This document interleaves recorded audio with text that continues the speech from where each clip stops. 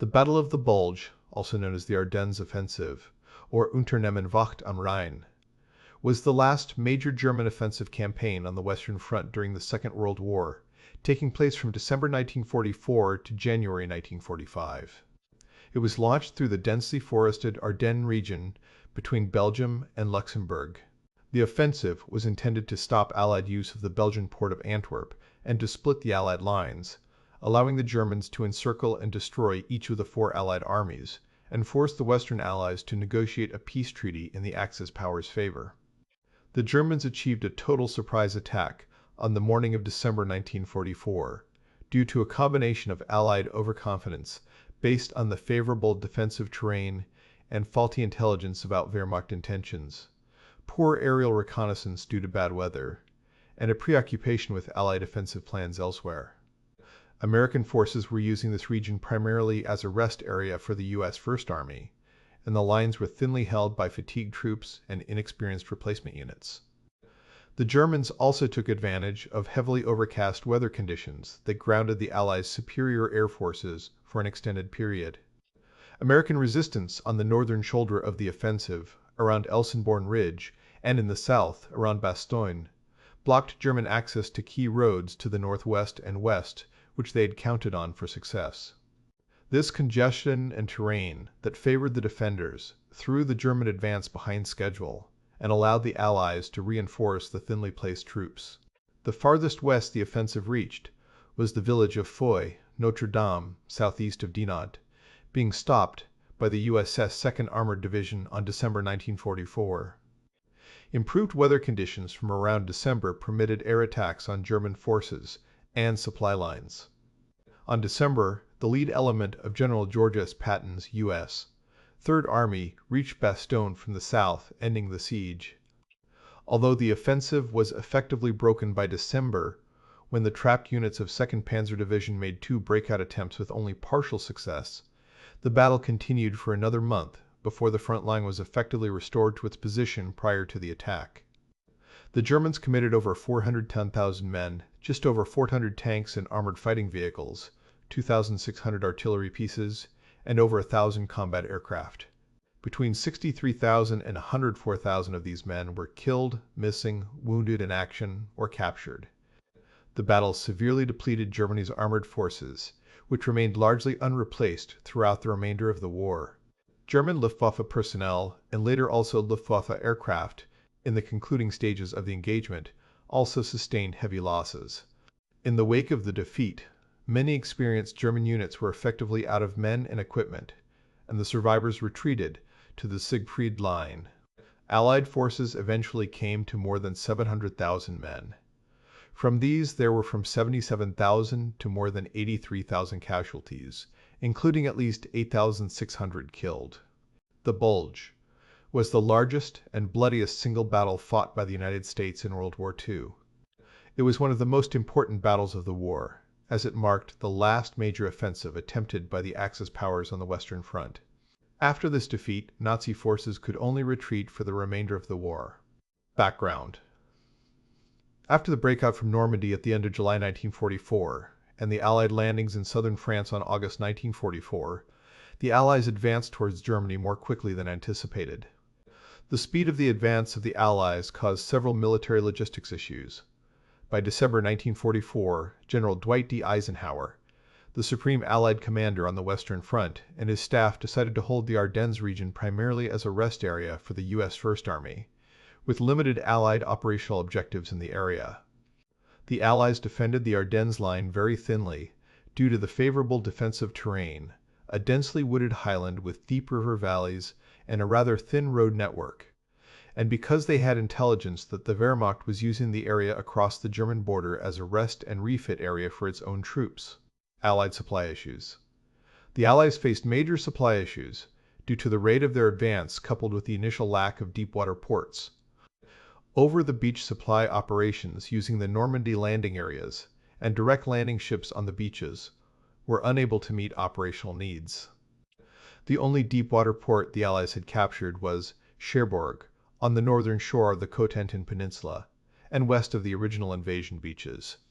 But the Germans had thoroughly wrecked and mined the harbor before it could be taken. It took many months to rebuild its cargo handling capability. The Allies captured the port of Antwerp intact in the first days of September, but it was not operational until November. The estuary of the Schelde River, that controlled access to the port, had to be cleared of both German troops and naval mines. These limitations led to differences between General Eisenhower and Field Marshal Bernard Montgomery, commander of the Anglo-Canadian 21st Army Group, over whether Montgomery or Lieutenant General Omar Bradley, commanding the U.S. 12th Army Group in the south, would get priority access to supplies. German forces remained in control of several major ports on the English Channel coast into the autumn, while Dunkirk remained under siege until the end of the war in May 1945. The Allies' efforts to destroy the French railway system prior to D-Day were successful. This destruction hampered the German response to the invasion, but it proved equally hampering to the Allies, as it took time to repair the rail network's tracks and bridges. A trucking system nicknamed the Red Ball Express brought supplies to frontline troops, but used up 5 times as much fuel to reach the front line near the Belgian border. By early October, the Allies had suspended major offensives to improve their supply lines and supply availability at the front. Montgomery and Bradley both pressed for priority delivery of supplies to their respective armies so they could continue their individual lines of advance and maintain pressure on the Germans, while Eisenhower preferred a broad front strategy. He gave some priority to Montgomery's northern forces. This had the short-term goal of opening the urgently needed port of Antwerp, and the long-term goal of capturing the Ruhr area, the biggest industrial area of Germany. With the Allies stalled, German General Field Marshal Gerd von Rundstedt was able to reorganize the disrupted German armies into a coherent defensive force. Field Marshal Montgomery's Operation Market Garden had achieved only some of its objectives, while its territorial gains left the Allied supply situation stretched further than before. In October, the 1st Canadian Army fought the Battle of the Scheldt, opening the port of Antwerp to shipping. As a result, by the end of October, the supply situation had eased somewhat. German plans. Despite a lull along the front after the Scheldt battles, the German situation remained dire.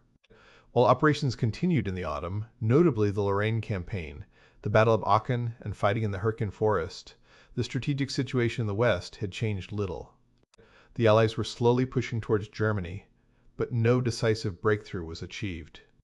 There were Allied divisions at or near the front, with an estimated 10 more divisions on the way from the United Kingdom. Additional Allied airborne units remained in England. The Germans could field a total of understrength divisions. Adolf Hitler first outlined his planned counteroffensive to his generals on September 1944. The goal was to pierce the thinly held lines of the U.S. First Army between Monschau and Wasserbillig with General Marshal Walter Model's Army Group B. By the end of the first day, get the armor through the Ardennes by the end of the second day, reach the Meuse between Liège and Dinant by the third day, and seize Antwerp and the western bank of the Scheldt estuary by the fourth day. Hitler initially promised his generals a total of infantry and armored or mechanized divisions for planning purposes. The plan was to pull infantry divisions, 2 parachute divisions, and 6 armored divisions from the Oberkommando der Wehrmacht Strategic Reserve. On the Eastern Front, the Soviets' Operation Bagration during the summer had destroyed much of Germany's Army Group Center, Heeresgruppe Mitte. By November, it was clear that Soviet forces were preparing for a winter offensive. Meanwhile, the Allied air offensive of early 1944 had effectively grounded the Luftwaffe, leaving the German army with little battlefield intelligence and no way to interdict Allied supplies. The converse was equally damaging. Daytime movement of German forces was rapidly noticed, and interdiction of supplies combined with the bombing of the Romanian oil fields starved Germany of oil and gasoline. This fuel shortage intensified after the Soviets overran those fields in the course of their August 1944 Jassy-Kishinev offensive. One of the few advantages held by the German forces in November 1944 was that they were no longer defending all of Western Europe. Their front lines in the west had been considerably shortened by the Allied offensive and were much closer to the German heartland. This drastically reduced their supply problems despite Allied control of the air. Additionally, their extensive telephone and telegraph network meant that radios were no longer necessary for communications, which lessened the effectiveness of Allied ultra-intercepts. Nevertheless, some 40-50 messages per day were decrypted by Ultra. They recorded the quadrupling of German fighter forces, and a term used in an intercepted Luftwaffe message, Jägeraufmarsch, literally, fighter deployment, implied preparation for an offensive operation. Ultra also picked up communiques regarding extensive rail and road movements in the region, as well as orders that movements should be made on time. Drafting the offensive, Hitler felt that his mobile reserves allowed him to mount one major offensive. Although he realized nothing significant could be accomplished in the Eastern Front, he still believed an offensive against the Western Allies, whom he considered militarily inferior to the Red Army, would have some chances of success. Hitler believed he could split the Allied forces and compel the Americans and British to settle for a separate peace, independent of the Soviet Union.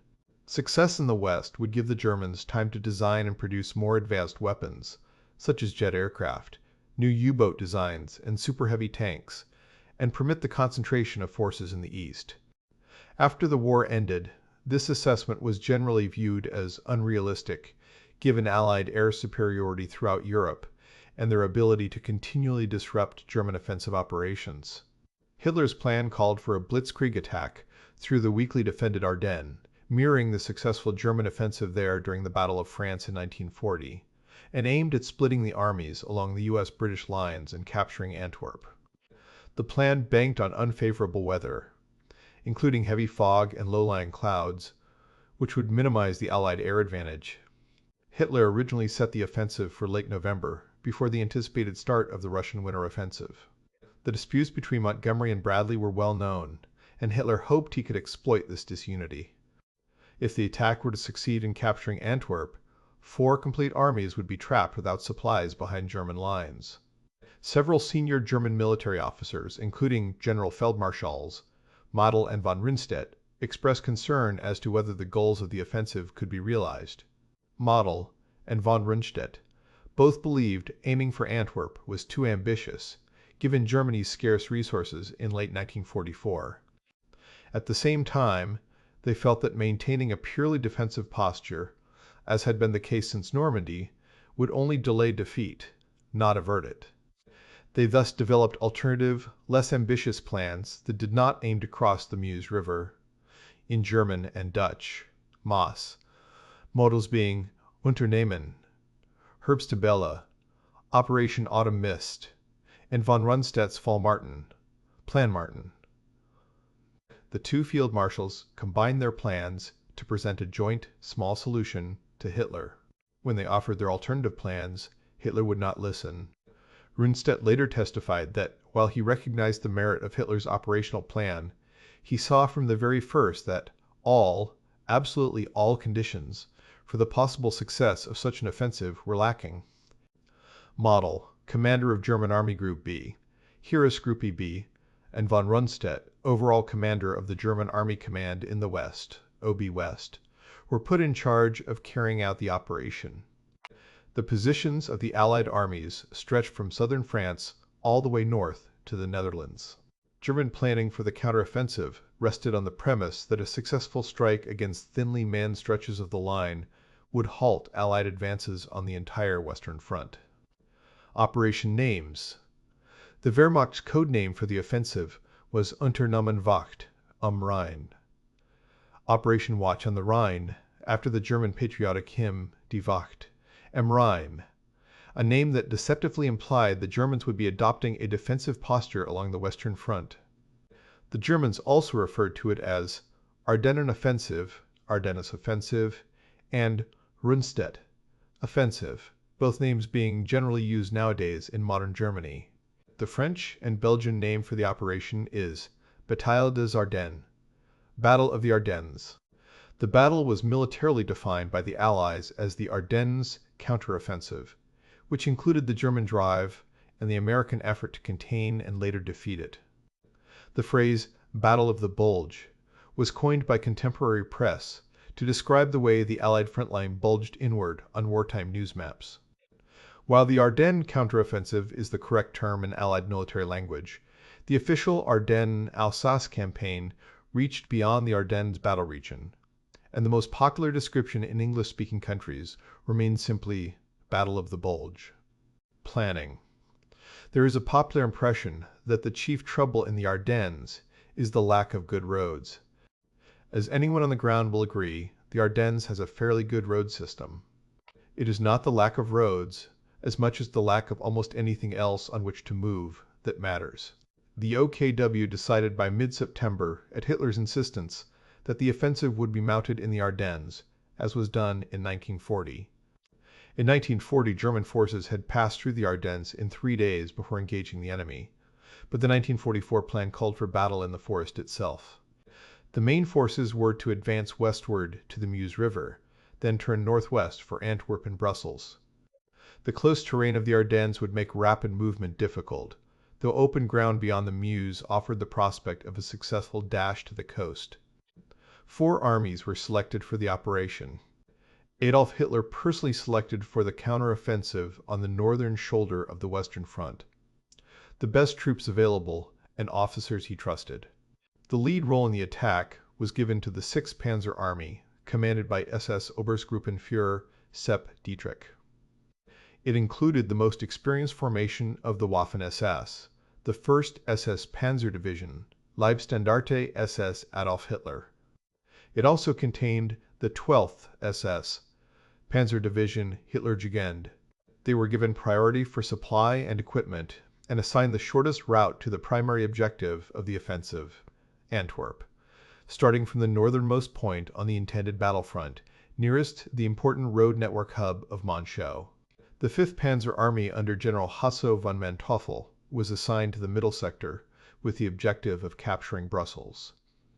The 7th Army under General Erich Brandenberger was assigned to the southernmost sector, near the Luxembourgish city of Echternach, with the task of protecting the flank. This army was made up of only 4 infantry divisions, with no large-scale armored formations to use as a spearhead unit. As a result, they made little progress throughout the battle.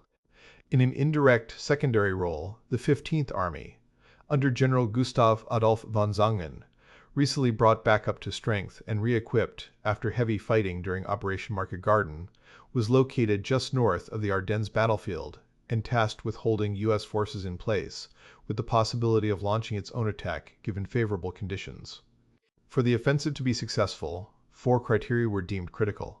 The attack had to be a complete surprise, the weather conditions had to be poor to neutralize Allied air superiority, and the damage it could inflict on the German offensive and its supply lines. The progress had to be rapid. The Meuse River, halfway to Antwerp, had to be reached by day 4, and Allied fuel supplies would have to be captured intact along the way, because the combined Wehrmacht forces would have to be captured intact along the way because the combined Wehrmacht forces were short on fuel. The General Staff estimated they only had enough fuel to cover 1/3 to 1/2 of the ground to Antwerp in heavy combat conditions. The plan originally called for just under divisions, including a dozen Panzer and Panzer Grenadier divisions, forming the armored spearhead, and various infantry units to form a defensive line as the battle unfolded. By this time, the German army suffered from an acute manpower shortage, and the force had been reduced to around divisions. Although it retained most of its armor, there were not enough infantry units because of the defensive needs in the east. These newly rebuilt divisions used some of the last reserves of the German army. Among them were Volksgrenadier, People's Grenadier units, formed from a mix of battle-hardened veterans and recruits formerly regarded as too young, too old, or too frail to fight. Training time, equipment, and supplies were inadequate during the preparations. German fuel supplies were precarious. Those materials and supplies that could not be directly transported by rail had to be horse-drawn to conserve fuel, and the mechanized and panzer divisions would depend heavily on captured fuel. As a result, the start of the offensive was delayed from November until December. Before the offensive, the Allies were virtually blind to German troop movement. During the liberation of France, the extensive network of the French resistance had provided valuable intelligence about German dispositions. Once they reached the German border, this source dried up. In France, orders had been relayed within the German army using radio messages enciphered by the Enigma machine, and these could be picked up and decrypted by Allied codebreakers headquartered at Bletchley Park to give the intelligence known as Ultra. In Germany, such orders were typically transmitted using telephone and teleprinter, and a special radio silence order was imposed on all matters concerning the upcoming offensive. The major crackdown in the Wehrmacht, after the July plot to assassinate Hitler, resulted in much tighter security and fewer leaks. The foggy autumn weather also prevented Allied reconnaissance aircraft from correctly assessing the ground situation. German units assembling in the area were even issued charcoal instead of wood for cooking fires to cut down on smoke and reduce chances of Allied observers deducing a troop buildup was underway. For these reasons, Allied High Command considered the Ardennes a quiet sector, relying on assessments from their intelligence services that the Germans were unable to launch any major offensive operations this late in the war. What little intelligence they had led the Allies to believe precisely what the Germans wanted them to believe, that preparations were being carried out only for defensive, not offensive, operations. The Allies relied too much on ultra, not human reconnaissance. In fact, because of the Germans' efforts, the Allies were led to believe that a new defensive army was being formed around Dusseldorf in the northern Rhineland, possibly to defend against British attack. This was done by increasing the number of Flak, Flugabwehrkanonen, i.e. anti-aircraft cannons, in the area and the artificial multiplication of radio transmissions in the area. All of this meant that the attack, when it came, completely surprised the Allied forces. Remarkably, the U.S. First Army Intelligence Chief, U.S. Third Army Intelligence Chief Colonel Oscar Koch, and Supreme Headquarters Allied Expeditionary Force, SEF Intelligence Officer Brigadier General Kenneth Strong, all correctly predicted the German offensive capability and intention to strike the U.S. 7th C-8th. These predictions were largely dismissed by the U.S. 12th Army Group. Strong had informed Bedell Smith in December of his suspicions.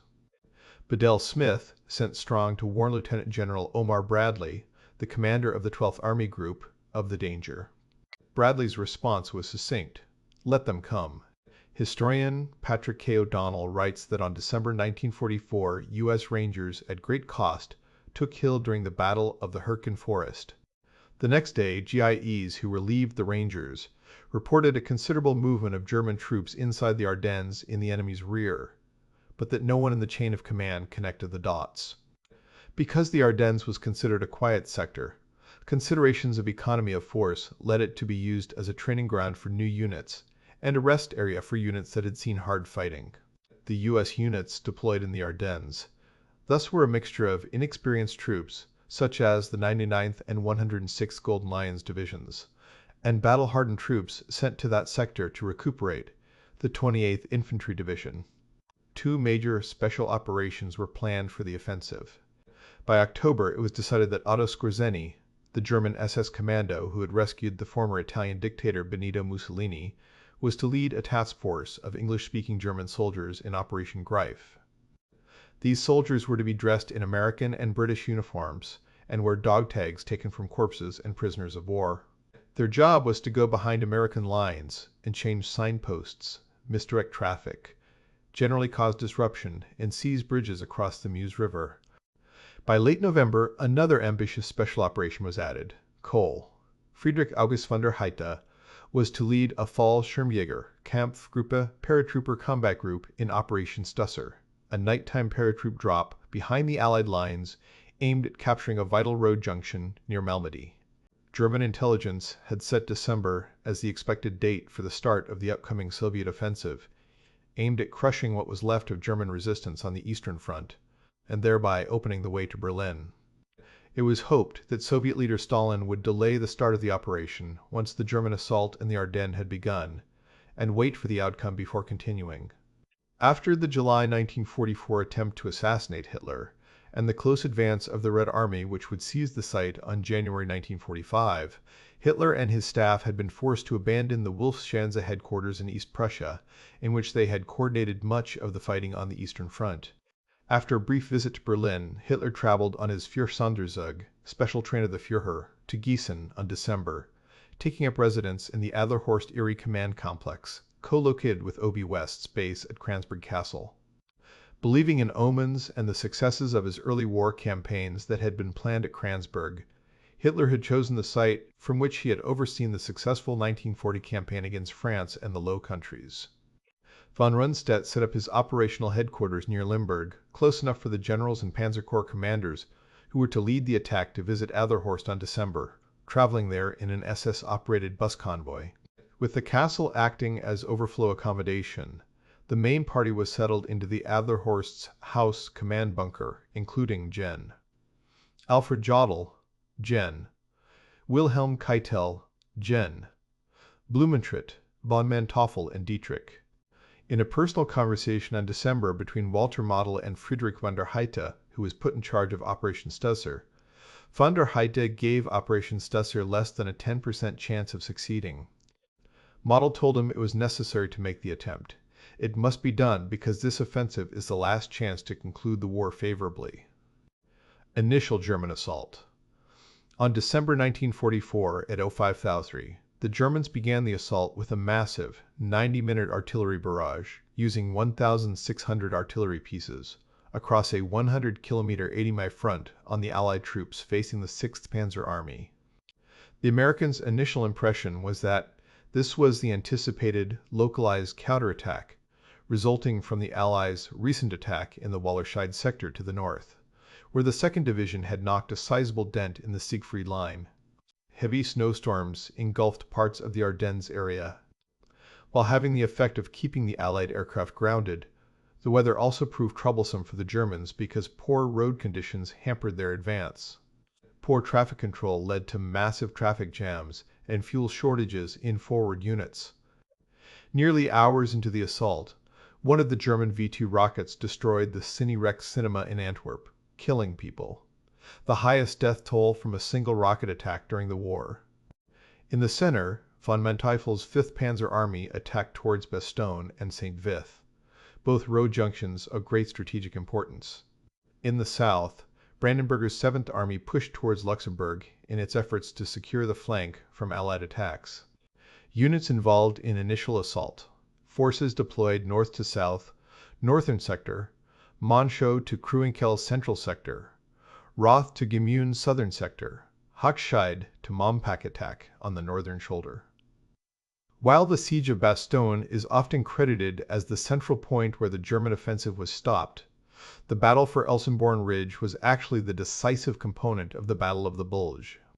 Untested troops of the 99th Infantry Division prevented the best-equipped armored units of the German army from advancing and forced them to reroute their troops to unfavorable alternative routes that considerably slowed their advance. Best German divisions assigned, the attack on Monschau, Hoffen, Krinkelt-Rocherath, and then Elsenborn Ridge, was led by the units personally selected by Adolf Hitler. The 6th Panzer Army was given priority for supply and equipment, and was assigned the shortest route to the ultimate objective of the offensive, Antwerp. The 6th Panzer Army included the elite of the Waffen-SS, including 4 panzer divisions and 5 infantry divisions and 3 corps. SS. Obersturmbannführer Joachim Peiper led Kampfgruppe Peiper, consisting of 4,800 men and vehicles, which was charged with leading the main effort. Its newest and most powerful tank, the Tiger II heavy tank, consumed United States gallons of fuel per mile, 470 liters per km, and the Germans only had enough fuel for an estimated 2 miles, 140 to kms of travel, not nearly enough to reach Antwerp. German forces held up. The attacks by the 6th Panzer Army's infantry units in the north fared badly because of unexpectedly fierce resistance by the USS. 2nd and 99th Infantry Divisions. Kampfgruppe Peiper, at the head of Sepp Dietrich's 6th Panzer Army, had been designated to take the Loschheim-Loschheimer Graben Road, a key route through the Loschheim Gap, but it was closed by 2 collapsed overpasses that German engineers failed to repair during the first day. Peiper's forces were rerouted through Lanzerath. To preserve the quantity of armor available, the infantry of the 9th Fallschirmjäger Regiment, 3rd Fallschirmjäger Division, had been ordered to clear the village first. A single 18-man intelligence and reconnaissance platoon from the 99th Infantry Division, along with 4 forward air controllers, held up the battalion of about German paratroopers until sunset, about 1600, causing casualties among the Germans. This created a bottleneck in the German advance. Kampfgruppe Peiper did not begin its advance until nearly 6 thundered, more than hours behind schedule, and didn't reach Bockholt Station until the early morning of December. Their intention was to control the twin villages of Rocherath-Krinkelt, which would clear a path to the high ground of Elsenborn Ridge. Occupation of this dominating terrain would allow control of the roads to the south and west and ensure supply to Kampfgruppe Peiper's armored task force. Malmedy massacres. At 4:00 a.m. on December 1944, the 1st SS Panzer Division was approximately hours behind schedule when the convoys departed the village of Lanzerath en route west to the town of Hansfeld. After capturing Hansfeld, Peiper detoured from his assigned route to seize a small fuel depot in Bullingen, where the Waffen-SS infantry summarily executed dozens of US POWs. Afterwards, Peiper advanced to the west, towards the river Meuse, and captured Le Neuville, bypassing the towns of Mörderscheid, Schoppen, Ondenval, and Thiermont. The terrain and poor quality of the roads made the advance of Kampfgruppe Peiper difficult.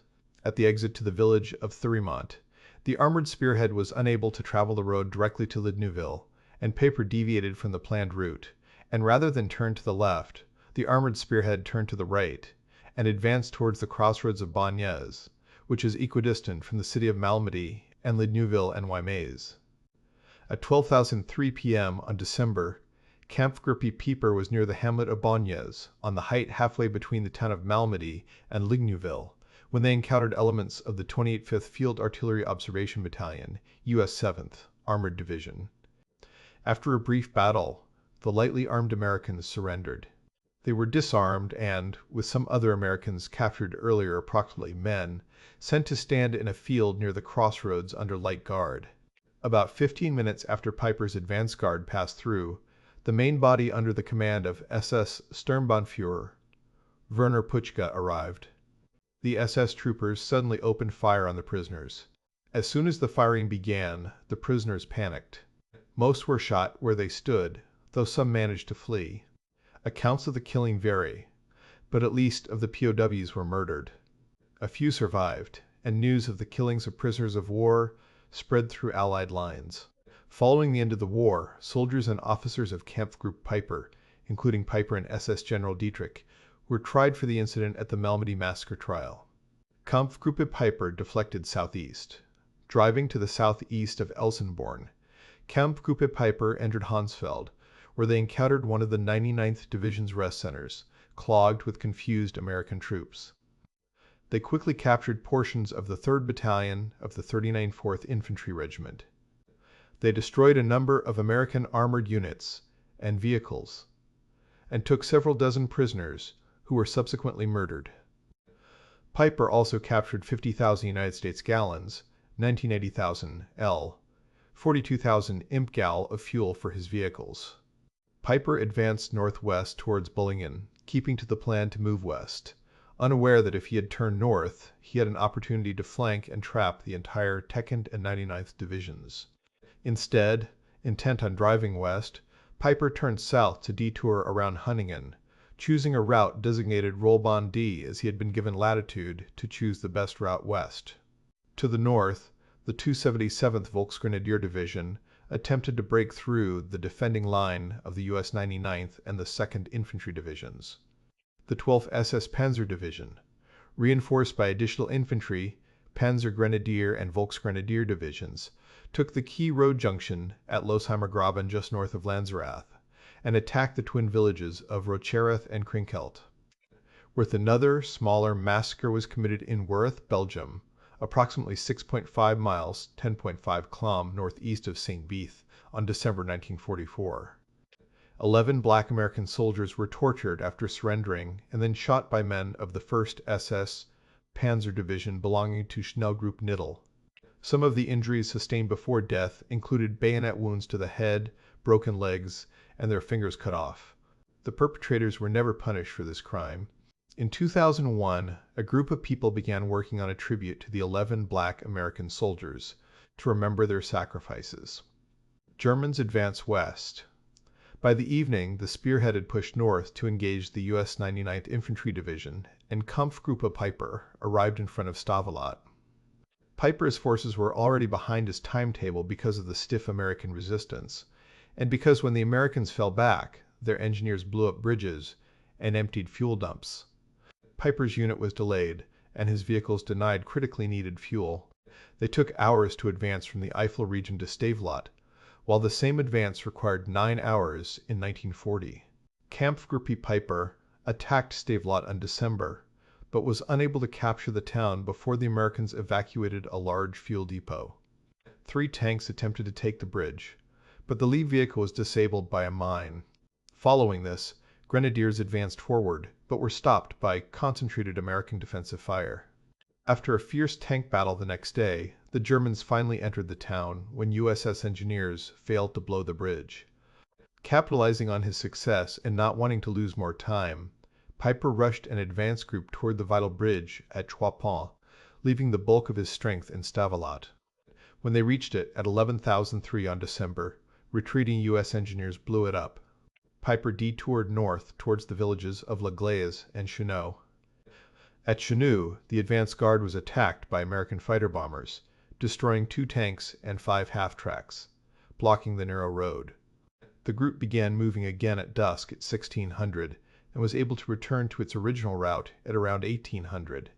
Of the 2 bridges remaining between Kampfgruppe Piper and the Meuse, the bridge over the Liane was blown by the Americans as the Germans approached. Piper turned north and halted his forces in the woods between La Glaise and Stoumont. He learned that Stoumont was strongly held, and that the Americans were bringing up strong reinforcements from Spa. To Piper's south, the advance of Kampfgruppe Hansen had stalled. SS Oberfuhrer Mohnke ordered Schnellgruppe Knittel, which had been designated to follow Hansen, to instead move forward to support Piper. SS Sturmbannführer Knittel crossed the bridge at Stavelot around 1900 against American forces trying to retake the town. Knittel pressed forward towards La Glaise, and shortly afterward the Americans recaptured Stavelot. Piper and Knittel both faced the prospect of being cut off. German advance halted. At dawn on December, Piper surprised the American defenders of Stoumont by sending infantry from the 2nd SS Panzer Grenadier Regiment in an attack and a company of Fallschirmjäger to infiltrate their lines. He followed this with a panzer attack, gaining the eastern edge of the town. An American tank battalion arrived, but after a 2-hour tank battle, Piper finally captured Stoumont at 10,030. Knittel joined up with Piper and reported the Americans had recaptured Stavelot to their east. Piper ordered Knittel to retake Stavelot. Assessing his own situation, he determined that his Kampfgruppe did not have sufficient fuel to cross the bridge west of Stoumont and continue his advance. He maintained his lines west of Stoumont for a while until the evening of December, when he withdrew them to the village edge. On the same evening, the U.S. 82nd Airborne Division under Maj. Gen. James Gavin arrived and deployed at La Glaise and along Piper's planned route of advance. German efforts to reinforce Piper were unsuccessful. Kampfgruppe Hansen was still struggling against bad road conditions and stiff American resistance on the southern route. Schnellgruppe Knittel was forced to disengage from the heights around Stavelot. Kampfgruppe Sandig, which had been ordered to take Stavelot, launched another attack without success. 6th Panzer Army Commander Sepp Dietrich ordered Hermann Priess, commanding officer of the ISS Panzer Corps, to increase its efforts to back Piper's battle group. But Priess was unable to break through. Small units of the U.S. 2nd Battalion, 11th 19th Infantry Regiment, 30th Infantry Division attacked the dispersed units of Kampfgruppe Piper on the morning of December. They failed and were forced to withdraw, and a number were captured, including Battalion Commander Maj. Hal D. McCown. Piper learned that his reinforcements had been directed to gather in La Glaise to his east, and he withdrew, leaving wounded Americans and Germans in the Froidcourt Castle. As he withdrew from Chenaux, American paratroopers from the 82nd Airborne Division engaged the Germans in fierce house-to-house fighting. The Americans shelled Kampfgruppe Piper on December, and although the Germans had run out of food and had virtually no fuel, they continued to fight. A Luftwaffe resupply mission went badly when SS Brigadeführer Wilhelm Mohnke insisted the grid coordinates supplied by Piper were wrong, parachuting supplies into American hands in Stoumont. In La Glaise, Piper set up defenses waiting for German relief. When the relief force was unable to penetrate the Allied lines, he decided to break through the Allied lines and return to the German lines on December. The men of the Kampfgruppe were forced to abandon their vehicles and heavy equipment, although most of the remaining troops were able to escape. Outcome: the U.S. 99th Infantry Division, outnumbered 5-1, inflicted casualties in the ratio of to 1. The division lost about 20% of its effective strength, including killed, and 2,524 evacuated due to wounds, injuries, fatigue, or trench foot. German losses were much higher. In the northern sector opposite the 99th, this included more than 4,000 deaths, and the destruction of tanks and big guns. Historian J. S. D. Eisenhower wrote, "The action of the 2nd and 99th Divisions on the northern shoulder could be considered the most decisive of the Ardennes campaign." The stiff American defense prevented the Germans from reaching the vast array of supplies near the Belgian cities of Liège and Spa, and the road network west of the Elsenborn Ridge, leading to the Meuse River. After more than days of intense battle, they pushed the Americans out of the villages, but were unable to dislodge them from the ridge, where elements of the V Corps of the 1st U.S. Army prevented the German forces from reaching the road network to their west. Operation Stusser. Operation Stusser was a paratroop drop into the American rear in the high fens, French Hautes-Fagnes, German Hosven, Dutch Hosvenen area. The objective was the Barak-Michel crossroads. It was led by Oberst Friedrich August Freiherr von der Heydte, considered by Germans to be a hero of the Battle of Crete. It was the German paratroopers' only nighttime drop during World War II. Heydte was given only 8 days to prepare prior to the assault. He was not allowed to use his own regiment, because their movement might alert the Allies to the impending counterattack. Instead, he was provided with a Kampfgruppe of men. The I-2 Parachute Corps was tasked with contributing men from each of its regiments. In loyalty to their commander, men from Heydte's own unit, the 6th Parachute Regiment, went against orders and joined him. They had little time to establish any unit cohesion or train together. The parachute drop was a complete failure.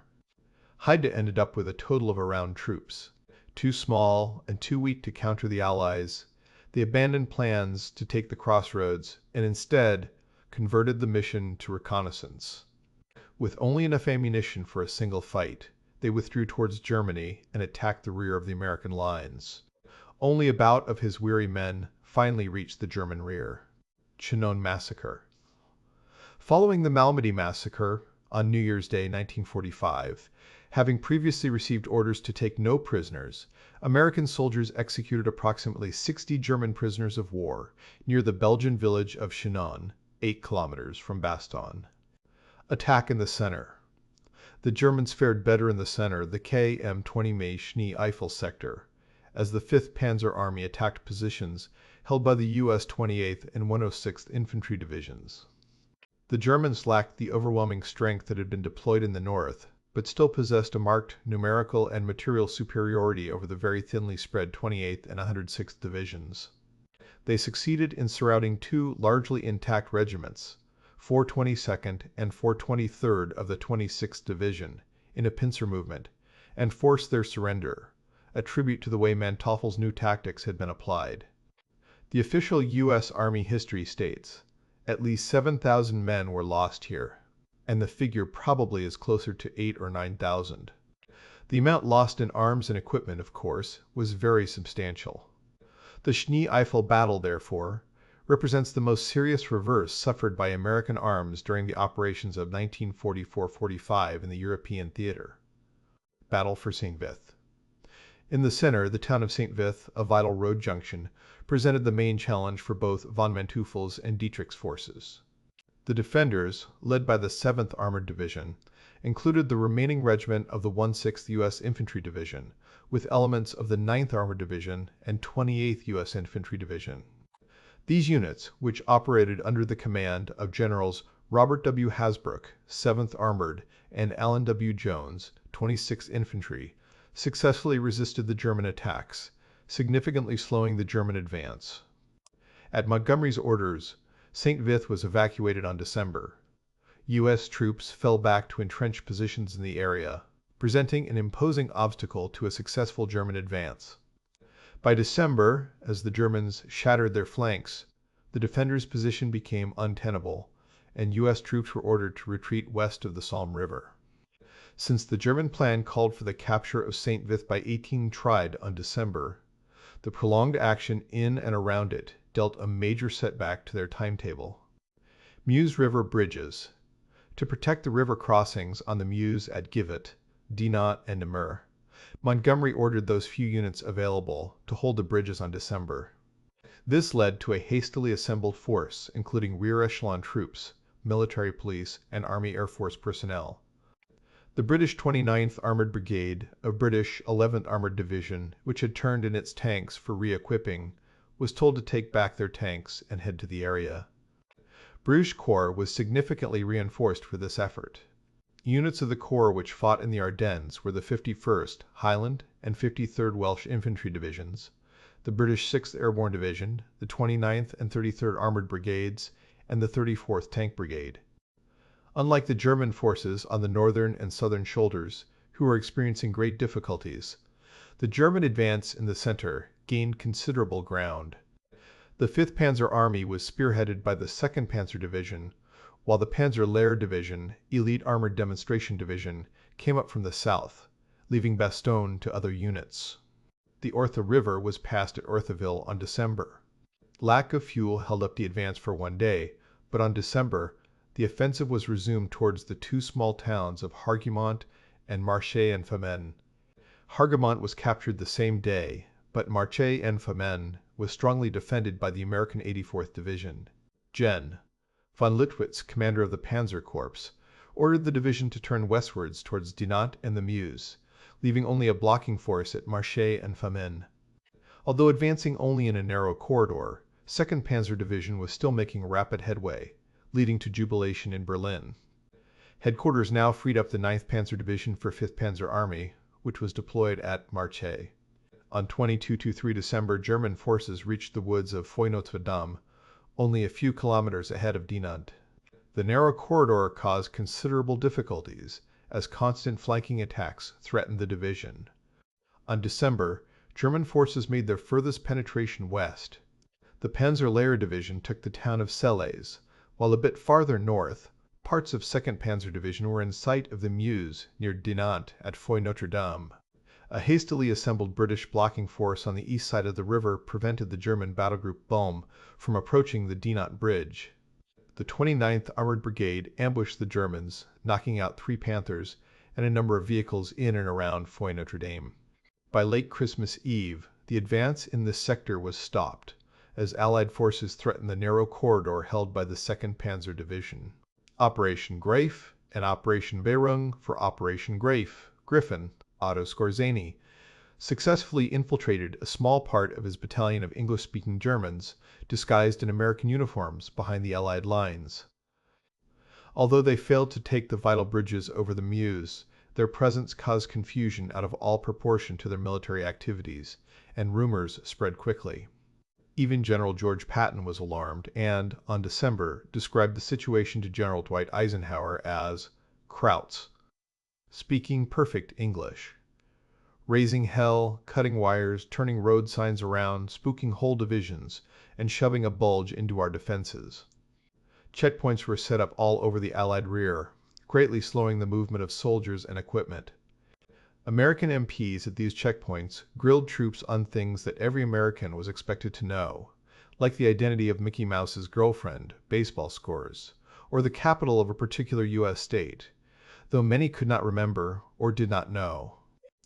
General Omar Bradley was briefly detained when he correctly identified Springfield as the capital of Illinois, because the American MP who questioned him mistakenly believed the capital was Chicago. The tightened security nonetheless made things very hard for the German infiltrators, and a number of them were captured. Even during interrogation, they continued their goal of spreading disinformation. When asked about their mission, some of them claimed they had been told to go to Paris to either kill or capture General Dwight Eisenhower. Security around the general was greatly increased, and Eisenhower was confined to his headquarters.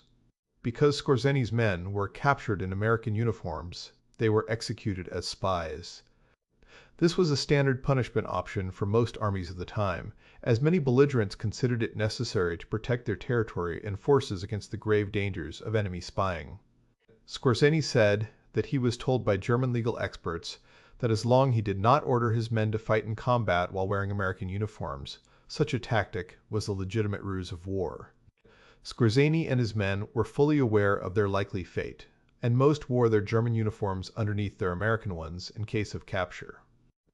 Skorzeny was tried by an American military tribunal in 1947 at the Dachau trials for allegedly violating the laws of war stemming from his leadership of Operation Greif, but was acquitted. He later moved to Spain and South America. Attack in the South. Further south on Manteuffel's front, the main thrust was delivered by all attacking divisions crossing the River Our, then increasing the pressure on the key road centers of St. Vith and Bastogne. The more experienced U.S. 28th Infantry Division put up a much more dogged defense than the inexperienced soldiers of the 1 and 6th Infantry Division. The 11th 12th Infantry Regiment, the most northerly of the 28th Division's regiments, holding a continuous front east of the Our, kept German troops from seizing and using the Our River bridges around Oran for 2 days, before withdrawing progressively westwards. The 1 and 9th and 11th 10th Regiments of the 28th Division fared worse, as they were spread so thinly that their positions were easily bypassed. Both offered stubborn resistance in the face of superior forces and threw the German schedule off by several days. The 110th situation was by far the worst, as it was responsible for an 18-kilometer 11-mile front, while its 2nd Battalion was withheld as the divisional reserve. Panzer columns took the outlying villages and widely separated strong points in bitter fighting and advanced to points near Bastogne within 4 days. The struggle for the villages and American strong points, plus transport confusion on the German side, slowed the attack sufficiently to allow the 101st Airborne Division, reinforced by elements from the 9th and 10th Armored Divisions, to reach Bastogne by truck on the morning of December. The fierce defense of Bastogne, in which American paratroopers particularly distinguished themselves, made it impossible for the Germans to take the town with its important road junctions. The panzer columns swung past on either side, cutting off Bastogne on December, but failing to secure the vital crossroads. 20 years after the battle, General McAuliffe praised the men of the 10th Armored Tiger Division, saying, "It's always seemed regrettable to me that Combat Command B of the 10th Armored Division didn't get the credit it deserved in the Battle of Bastogne." All of the newspaper and radio talk was about the paratroopers.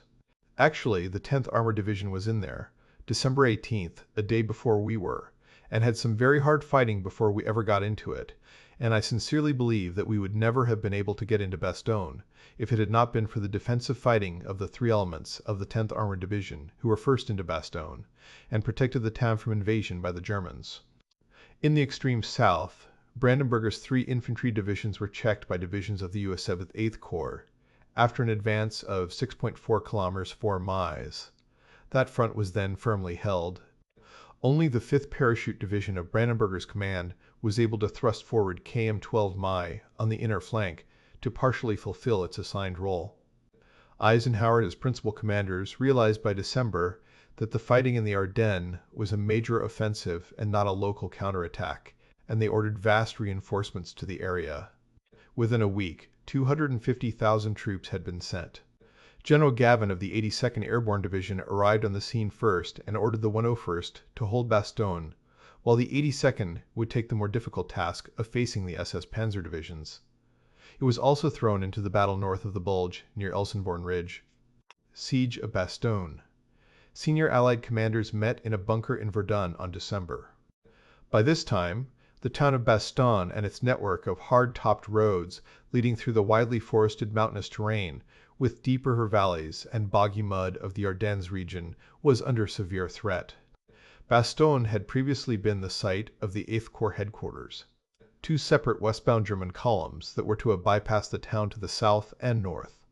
The 2nd Panzer Division and Panzer Lehr Division of XLV-18, Panzer Corps, as well as the Corps' infantry, 26th Volksgrenadier Division, coming due west, had been engaged and much slowed and frustrated in outlying battles at defensive positions up to kilometers 10 mine from the town proper. But these defensive positions up to kilometers 10 mine from the town proper. But these defensive positions were gradually being forced back onto and into the hasty defenses.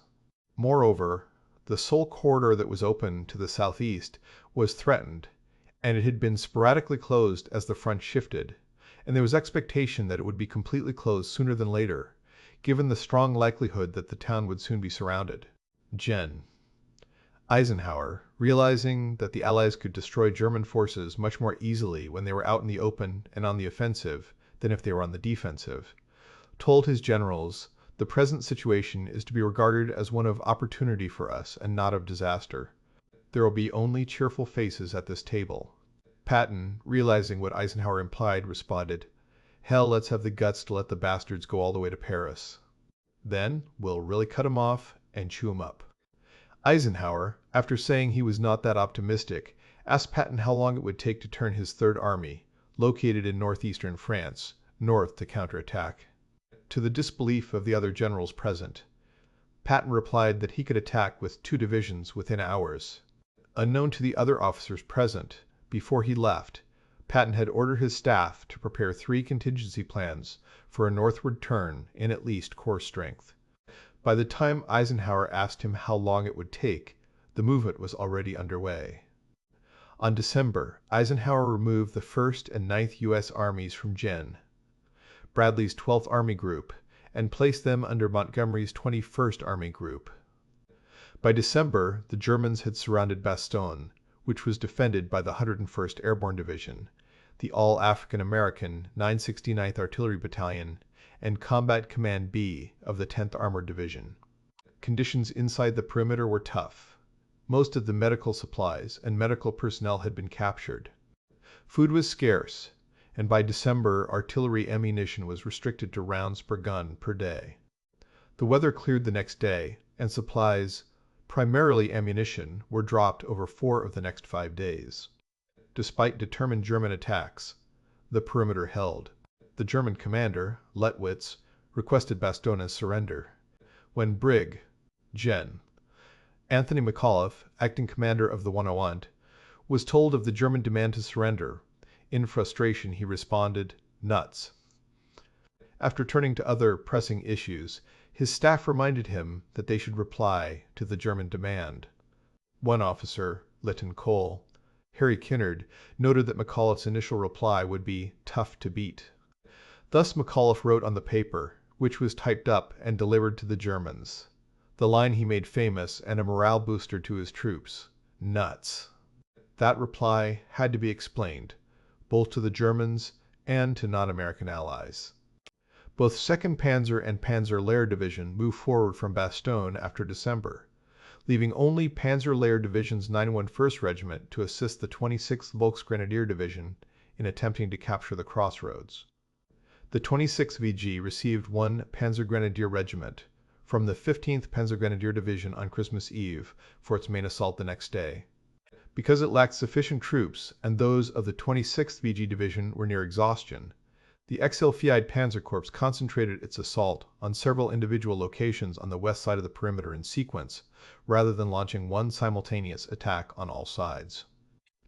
The assault, despite initial success by its tanks in penetrating the American line, was defeated and all the tanks destroyed. On the following day of December, the spearhead of Gen. Patton's 4th Armored Division, supplemented by the 26th Yankee Infantry Division, broke through and opened a corridor to Bastogne. Allied counterstrikes.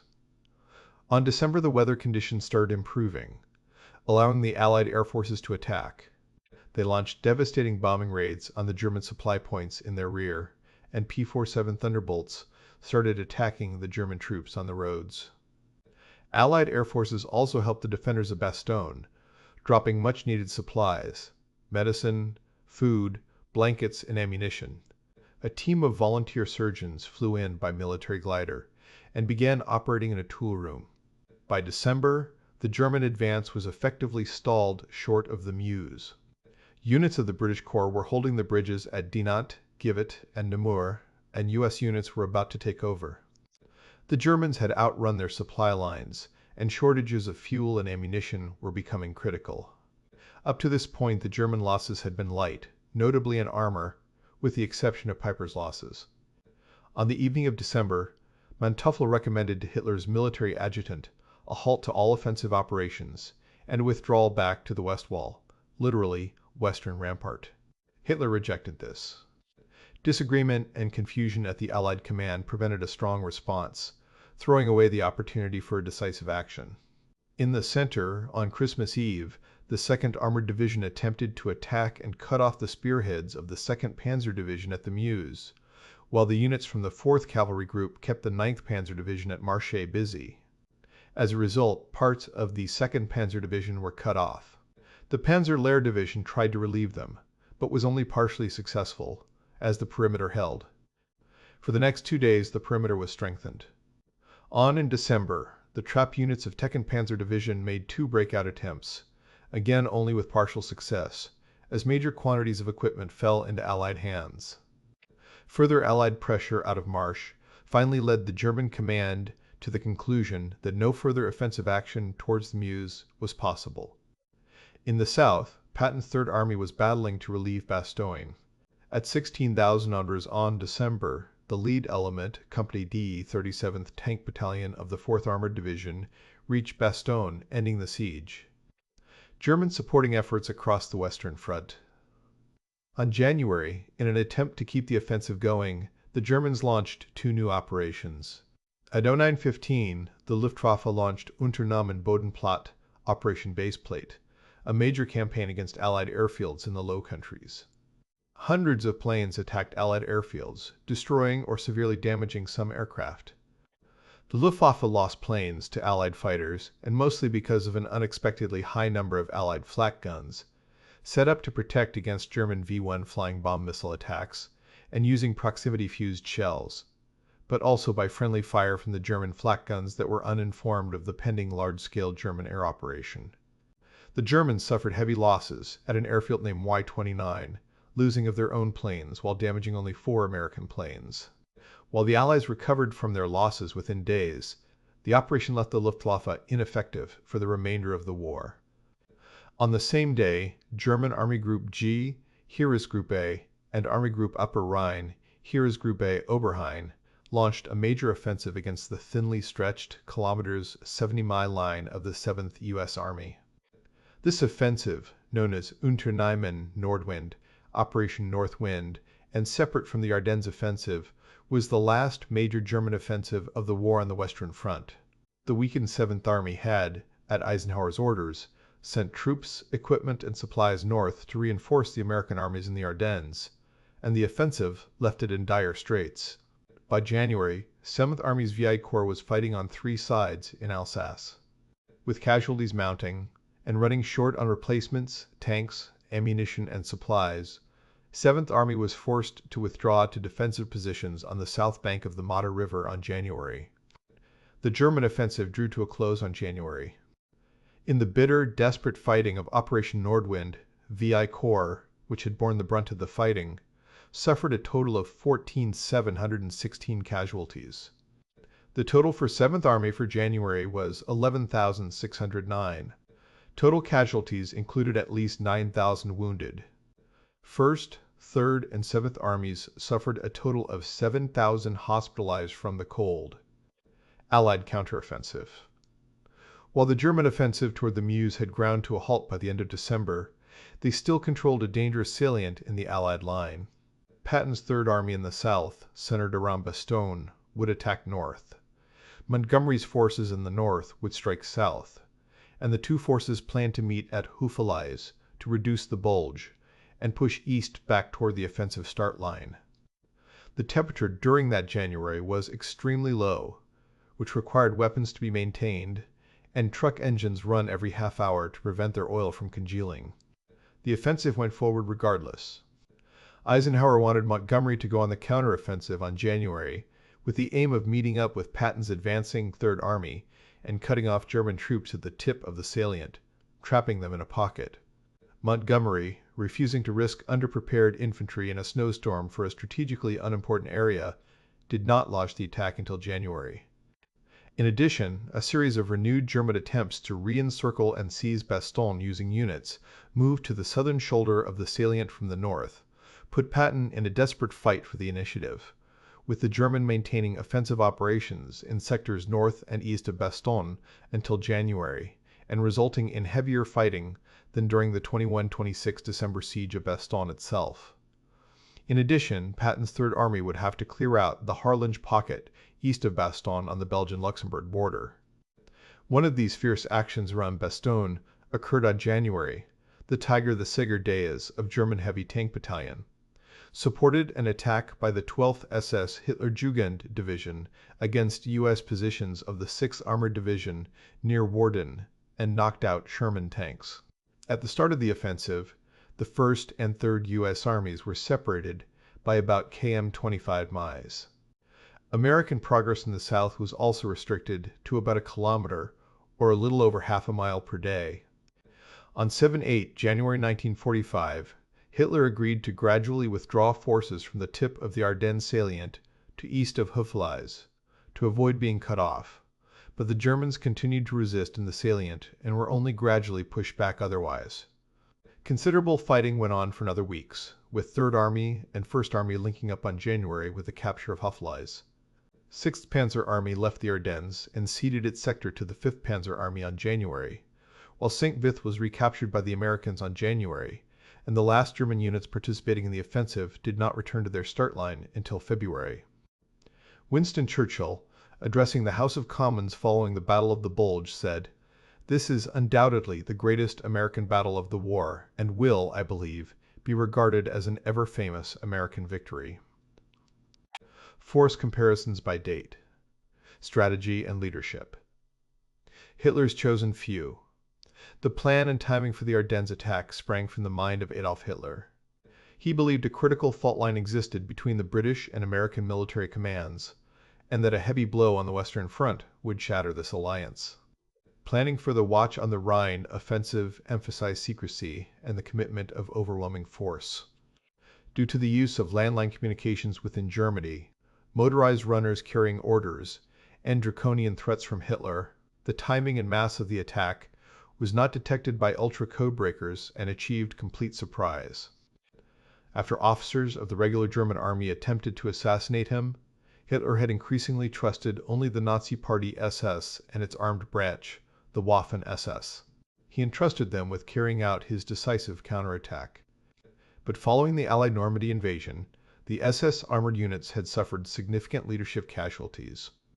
This included SS Brigadeführer Brigadier General Kurt Meyer, commander of the 12th SS Panzer Armor Division, captured by Belgian partisans on September 1944.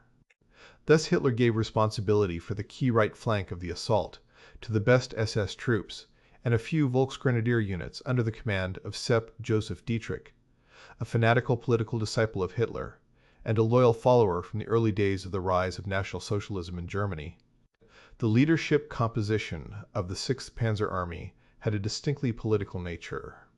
Despite their loyalty, none of the German field commanders entrusted with planning and executing the offensive believed it was possible to capture Antwerp. Even Dietrich believed the Ardennes was a poor area for armored warfare, and that the inexperienced and badly equipped Volksgrenadier soldiers would clog the roads the tanks needed for their rapid advance. In fact, their horse-drawn artillery and rocket units became a significant obstacle to the armored units. Other than making futile objections to Hitler in private, Dietrich generally stayed out of planning the offensive. Model and Manteuffel, technical experts from the Eastern Front, told Hitler that a limited offensive, with the goal of surrounding and crushing the American First Army, would be the best goal their offensive could hope to achieve.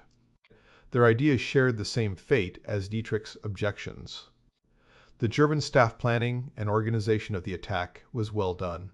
Most of the units committed to the offensive reached their jump-off points undetected. They were for the most part well organized and supplied for the attack, although they were counting on capturing American gasoline dumps to fuel their vehicles.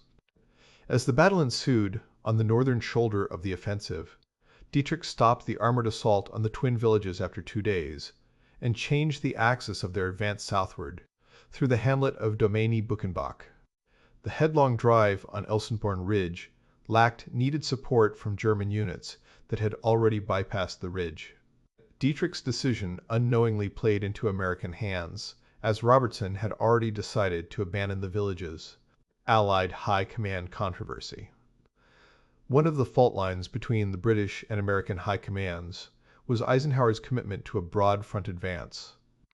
This view was opposed by the British Chief of the Imperial General Staff, Field Marshal Alan Brooke, as well as Field Marshal Montgomery, who promoted a rapid advance on a narrow front under his command, with the other Allied armies in reserve.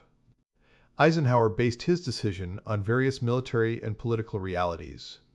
The Allied occupation zones in Germany had been agreed upon in February 1944, and a faster Allied advance in the autumn of 1944 would not have altered this. The Soviet Union would have also benefited from a rapid German collapse, and its participation in the war against Japan was greatly desired.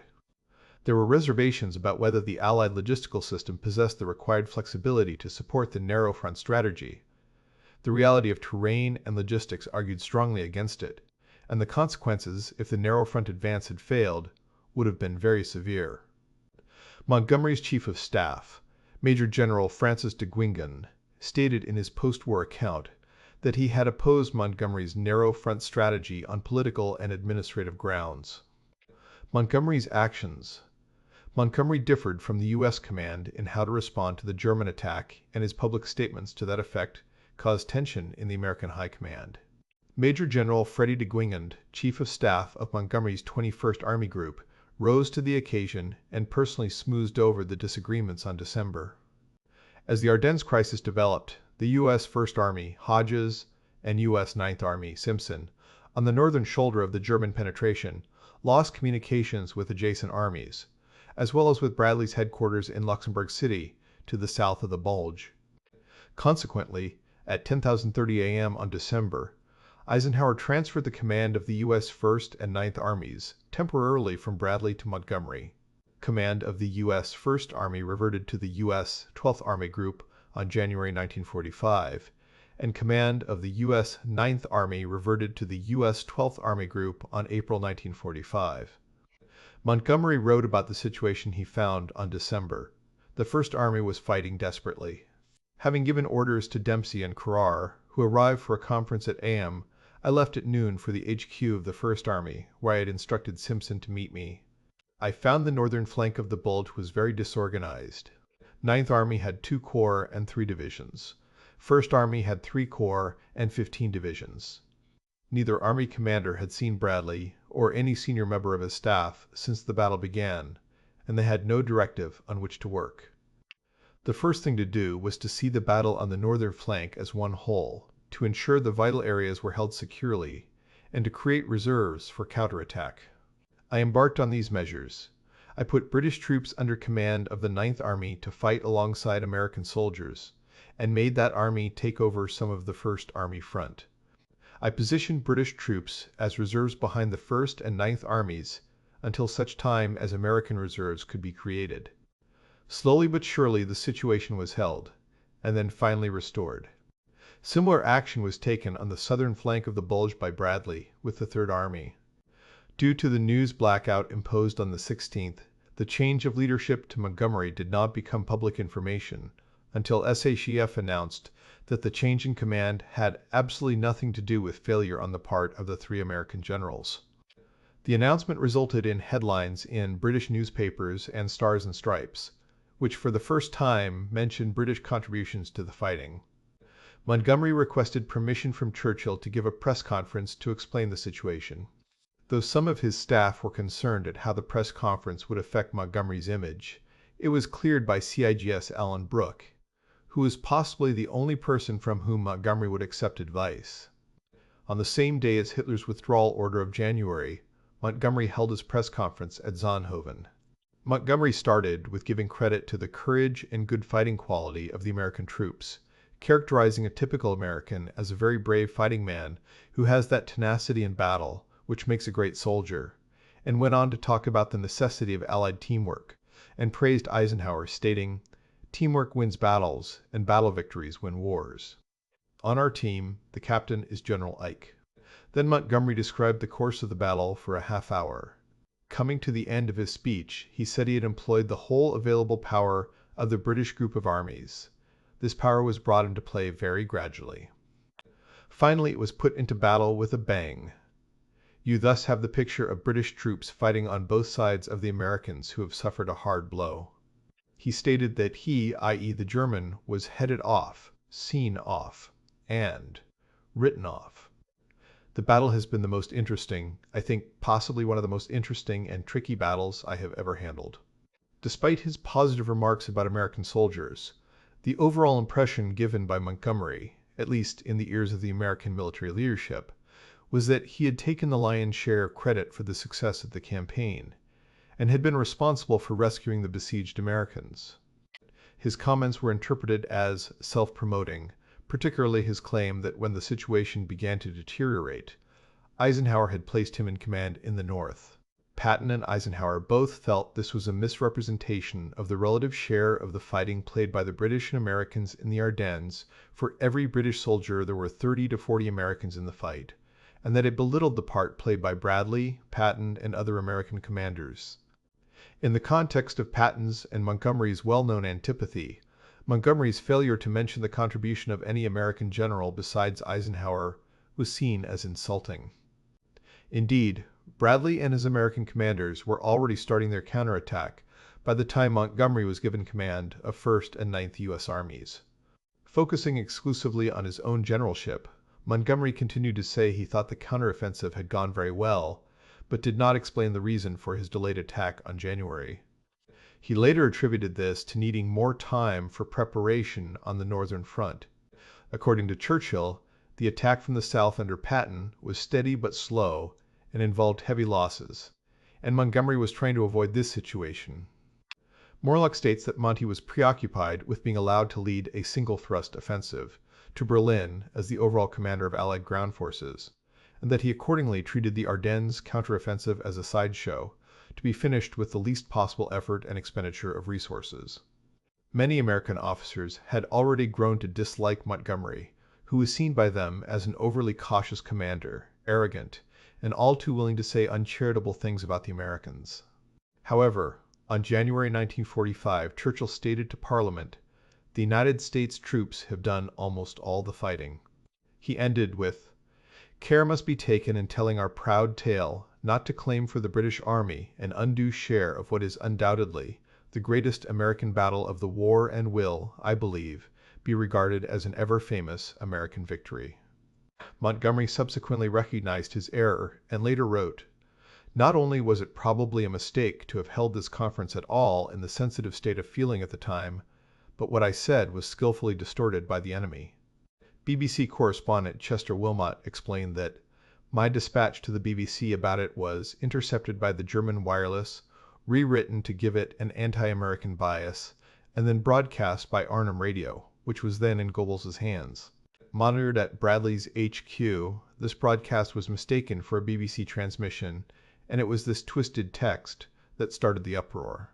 Montgomery later said, "Distorted or not, I think now that I should never have held that press conference. So great were the feelings against me on the part of the American generals that whatever I said was bound to be wrong. I should therefore have said nothing." Eisenhower commented in his own memoirs, "I doubt if Montgomery ever came to realize how resentful some American commanders were.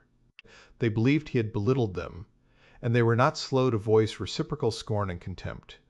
Bradley and Patton both threatened to resign unless Montgomery's command was changed. Eisenhower, encouraged by his British deputy Arthur Tedder, had decided to sack Montgomery. Intervention by Montgomery's and Eisenhower's chiefs of staff, Guingand and Walter Smith, moved Eisenhower to reconsider and allowed Montgomery to apologize. After the war, Manteuffel, who commanded the 5th Panzer Army in the Ardennes, was imprisoned awaiting trial for war crimes. During this period, he was interviewed by B.H. Liddell Hart, a British author who has since been accused of putting words in the mouths of German generals and attempting to rewrite the historical record. After conducting several interviews via an interpreter, Liddell Hart, in a subsequent book, attributed to Manteuffel the following statement about Montgomery's contribution to the battle in the Ardennes. the operations of the American First Army had developed into a series of individual holding actions.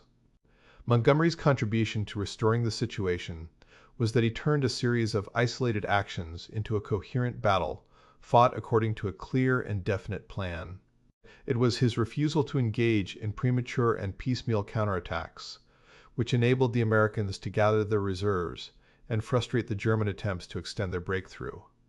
However, American historian Stephen Ambrose, writing in 1997, maintained that putting Monty in command of the northern flank had no effect on the battle. Ambrose wrote that, far from directing the victory, Montgomery had gotten in everyone's way and had botched the counterattack. Bradley blamed Montgomery's stagnating conservatism for his failure to counterattack when ordered to do so by Eisenhower. In contrast, historian Professor John Buckley, writing in 2013, noted how Montgomery must take considerable credit for stabilizing the position due to his efficient and disciplined system of controlling or gripping subordinates. Casualties.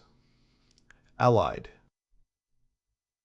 The Battle of the Bulge was the bloodiest battle for United States forces during World War II. A preliminary Army report restricted to the 1st and 3rd United States. Armies listed 75,482 casualties, 85,700 killed, 46,100 wounded, and 20,905 were recorded.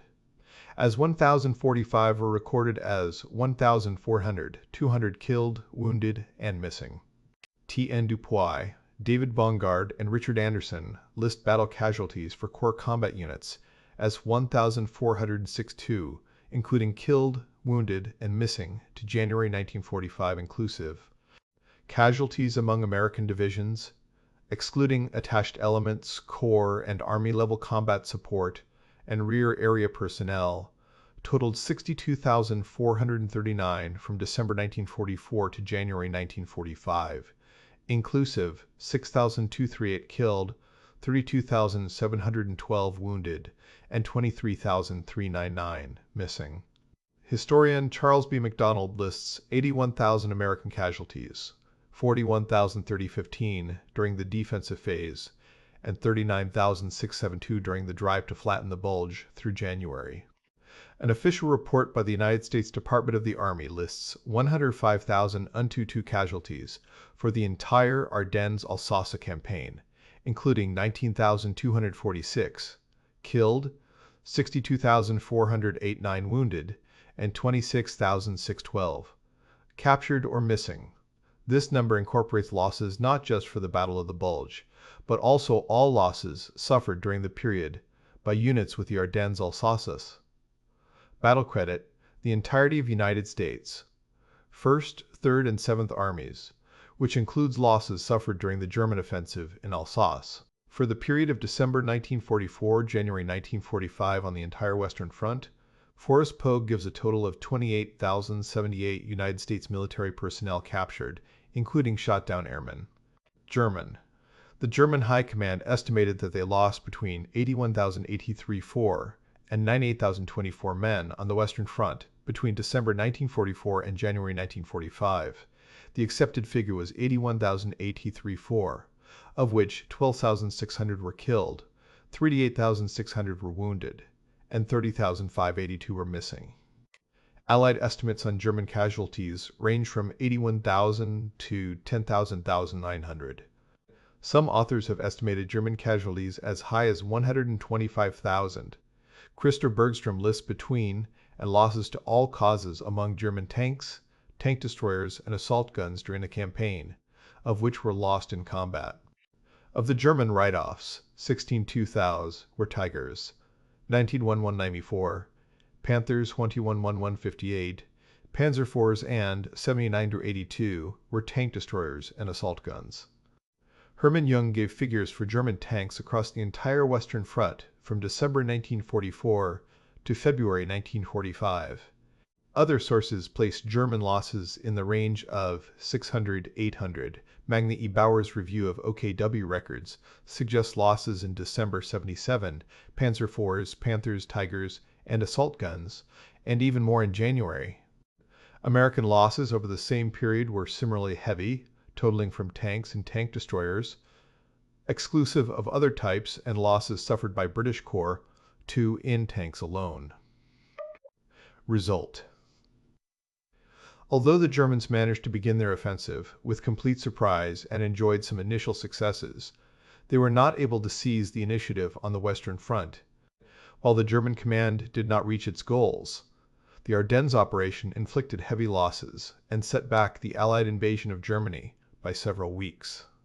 The High Command of the Allied forces had planned to resume the offensive by early January 1945, after the wet season rains and severe frosts, but those plans had to be postponed until January 1945 in connection with the unexpected changes in the front. The Allies pressed their advantage following the battle. By the beginning of February 1945, the lines were roughly where they had been in December 1944. In early February, the Allies launched an attack all along the Western Front. In the north, under Montgomery, they fought Operation Veritable, also known as the Battle of the Reichswald. East of Aachen, they fought the second phase of the Battle of Hürtgen Forest. In the center, under Hodges, and in the south, under Patton. The German losses in the battle were especially critical. Their last reserves were now gone, the Luftwaffe had been shattered, and remaining forces throughout the West were being pushed back to defend the Siegfried Line. In response to the early success of the offensive, on January, Churchill contacted Stalin to request that the Soviets put pressure on the Germans on the Eastern Front. On January, the Soviets began the massive Vistula-Oder offensive, originally planned for January. It had been brought forward from January to January because meteorological reports warned of a thaw later in the month, and the tanks needed hard ground for the offensive, and the advance of the Red Army was assisted by 2 Panzer armies, 5th and 6th, being redeployed for the Ardennes attack. Churchill was elated at Stalin's offer of help, thanking Stalin for the thrilling news. During World War II, most U.S. black soldiers still served only in maintenance or service positions, or in segregated units. Because of troop shortages during the Battle of the Bulge, Eisenhower decided to integrate the service for the first time. This was an important step toward a desegregated United States military. More than 2,000 black soldiers had volunteered to go to the front. A total of black Americans were killed in combat during World War II. The Germans officially referred to the offensive by the codename Unternehmen Wacht am Rhein, Operation Watch on the Rhine, while the Allies designated it the Ardennes counteroffensive. The phrase Battle of the Bulge was coined by contemporary press to describe the bulge in German front lines on wartime news maps, and it became the most widely used name for the battle. The offensive was planned by the German forces with utmost secrecy, with minimal radio traffic and movements of troops and equipment under cover of darkness.